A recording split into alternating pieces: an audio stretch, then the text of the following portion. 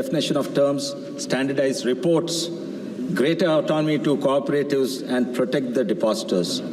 These are all part of the much-needed reforms in the banking industry, sir. And I feel all parties should support the bill. And so I'm glad to see some of the opposition party members also supporting this bill in the interest of the nation. However, sir, some members have reservations. One of the members from Congress seems to be opposing on certain grounds. In fact, there's no consistency. There's opposition among themselves, sir. The member from Congress was saying he's not here, so I'm not taking his name, that this bill is an attack on the very federal system and the federal structure of this country because it goes into the cooperative banks, which is a state subject. But yet another member, honorable member, I think Saugat Rai from Trinamool Congress says this is superfluous, and these are very simple, and these could have been amendments that have been done through administrative decision, sir. So two sides of the opposition are opposing one another, sir. See, the honorable member from Congress who feels that the federal structure is threatened should know that if anything, any bill was against the federal structure, it is the 97th Amendment of the Cooperative that the Congress government brought in 2011, sir. And while the entire bill was not struck down by the Supreme Court, those aspects of the bill which actually infringed upon the state authority, the Supreme Court struck it down in July 20th, sir. So if anything is against the federal structure, it is a Congress bill. Federalism khatre mein hai, that is because of Congress UPA bill, sir. But lekin आरोप हमारे पास है that we threaten the federal structure, sir.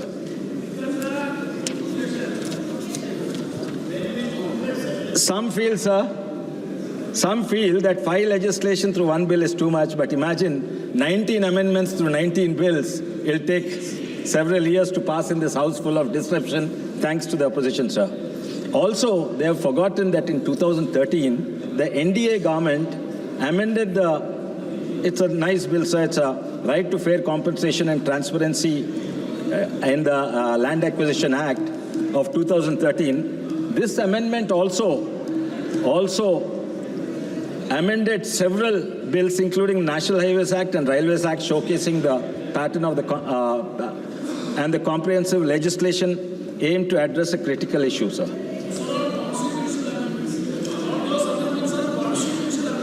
Yes, sir. Thank you, sir. You are a lawyer.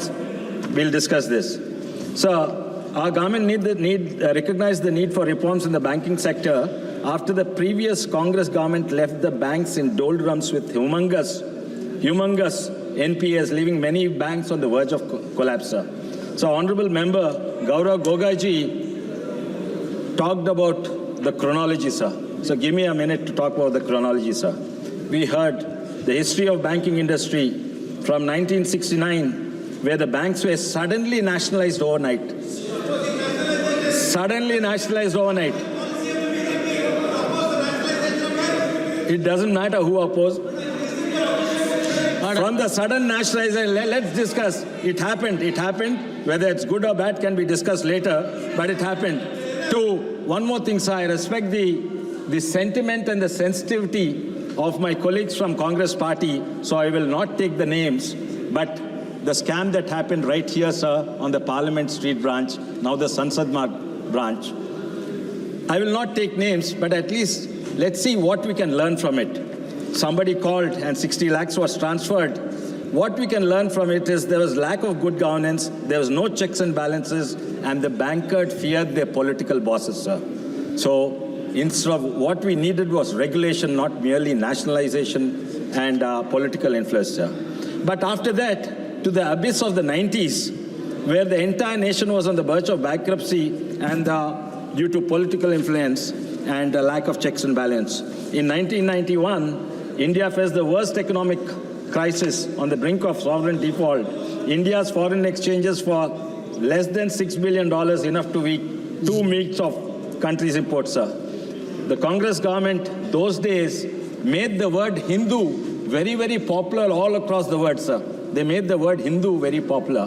They referred to the Hindu growth of rate. The Hindu growth of rate was referring to the abysmally slow rate of economic growth in India, and the banking and global economists, this was a popular term to refer to India. Everybody looked down upon India, sir. But 2 or 3% negative growth rate during your UPA times. There were 2 years negative growth rate. And please address the chair. And now our nation under Prime Minister Modi ji leadership is looked upon for the highest growth rate among the large and economies around the globe, sir. Pledging gold to shore up forest research. We have seen all this, sir. But Honorable Member Gaurav Gogaji also referred to devaluation, sir, of the Indian rupees. Sir, during that time, in 1 week, 2 times devaluation, total more than 21% devaluation, sir. Economy is stable. The rupee is stabler than any currency in the world today, sir. Sir, it was, I'm proud to say it was P.V. Narasimha Rao, sir, the then Congress Prime Minister. He's from my state. He steered the country through the mess and brought major reforms against nationalization and against the nationalization policy, got in liberalization and privatization. But this is where it is a directionless, sir. Once they say nationalization, once they say liberalization, and now again they oppose many contemporary economic policies, sir. It's the inconsistency and the lack of direction was the hallmark of the UPA governments, and this led to the tumultuous situation in the bank. But even after the reforms of the 90s, things were not so well, sir. Sir, we remember, we all actually appreciated, regardless of which party, there was huge growth rate, sir, in the subsequent UPA government, but actually what was hidden was all the NPAs amounting to lakhs of crores, sir. They were unrecoverable loans hidden under different classification of NPAs. Sir, Kalyan Banerjee had just mentioned that jugglery of words, sir. The jugglery of words and terminology was done during Congress government, sir.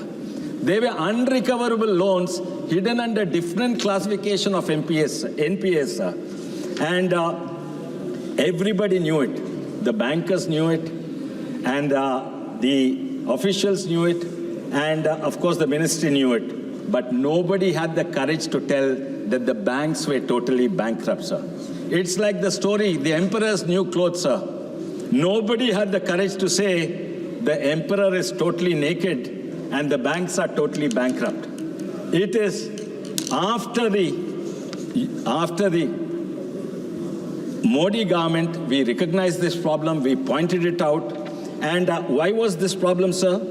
It was due to stressed asset, including aggressive lending practices, willful defaults, loan frauds, corruption, and also one valid reason, economic slowdown. But under the UPA governments, the bank were heavily influenced by political interests, and they extended loans to borrowers who had little intention of paying back, sir. So in those days, I think my colleague was referring to our phone banking. If you wanted a loan, you don't run to the bank or the bank manager. You run to the MLA or MP or the minister to get a loan, sir. After the NDA took office, Modi ji government recognized the problem and introduced a bill, sir, called FRDI, Financial Resolution and Deposit Insurance. There was a little opposition, so they sent it to a select committee. I was on that committee, sir. And on this committee, we were shocked to find the so-called growing economy had so many skeletons hidden in their various reports. They know. This is the banking. This is about banking. Okay, please address the chair. Yeah. Honourable member, please address the chair. It is then Try to confine yourself within the scope of the bill, please. Yes, sir, 94, only banking. I'm not talking about taxation, GST, Adani, all those. I'm talking only about banking, sir. No politics. No politics, yes. Only banking. So, FRDA is banking, sir. The bill was later withdrawn because of many irrational as well as some rational reasons, sir. And because, although we had a majority, we wanted to build consensus, sir. But nevertheless, the arop on us is we have a brute majority and we force it through, sir. The bill, FRDI bill, was well-meaning bill and we withdrew it, but ended up with a series of reforms which transformed the banking sector. Today, the banks have not only turned around but thriving. PSU bank share prices increased 200 to 300%. The market capitalization of SBI, those days if a small investor wanted to invest, he would invest in Wipro or TCS or Infosys. But now, if you invest in these, they doubled and tripled their money in just 2 years, 200, 300% return. And not only that,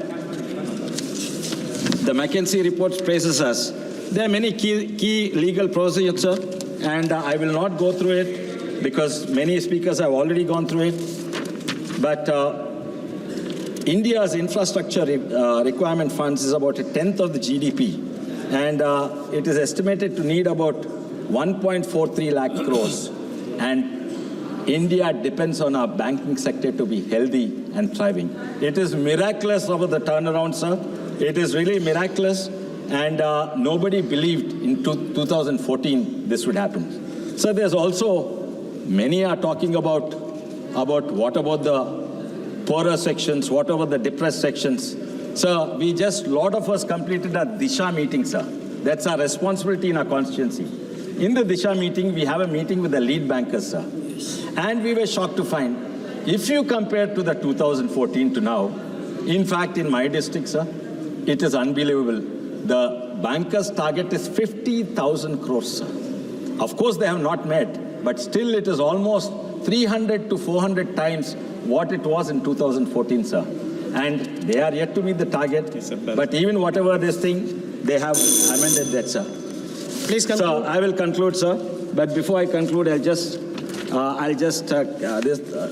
convey 2 points, sir.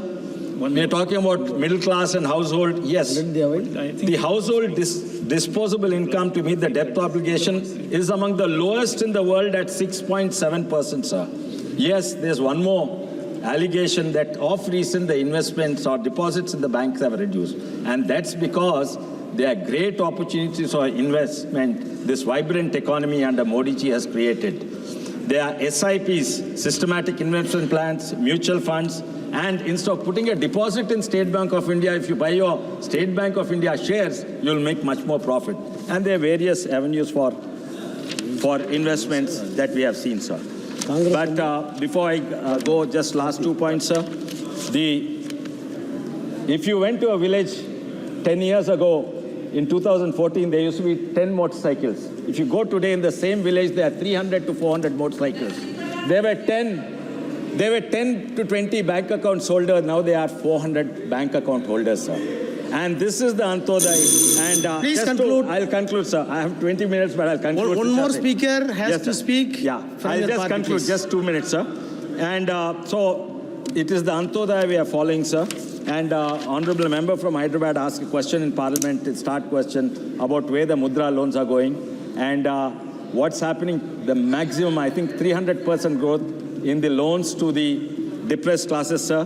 The Pradhan Mantri Jan Dhan Yojana with bank accounts opening, Mudra Yojana, Stand Up India, Atmanirbhar, Street Vendors Program, Vishwakarma Yojana, all these have really gone, sir. But one thing, sir, I would conclude with one thing. It was policies were directionless, but this government has a direction. But just a direction is not enough, sir. We need a vector. Vector has both a direction and a magnitude. Even if you're going in the right direction, if you don't have the magnitude, you'll fall short, sir.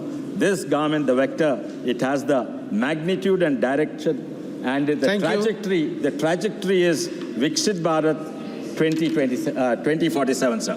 Thank you, sir. Thank you. Sri Arun Bhardi.